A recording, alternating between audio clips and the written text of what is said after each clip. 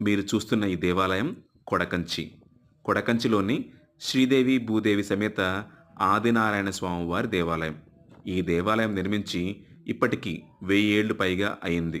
ఈ దేవాలయం పటాన్ చెరువుకి 10 కిలోమీటర్ల దూరంలో ఉంటుంది ఈ దేవాలయం. ఈ దేవాలయంలో బంగారు బల్లి అలాగే వెండి బల్లి ఉండటం ప్రాముఖ్యత.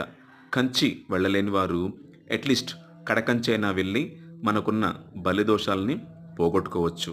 మేము వెళ్ళినప్పుడు అయ్యప్ప స్వామి వారి భజనలో భాగంగా పరమశివుడిని అలాగే పార్వతీ అమ్మవారిని కూడా మేము దర్శించుకున్నాము.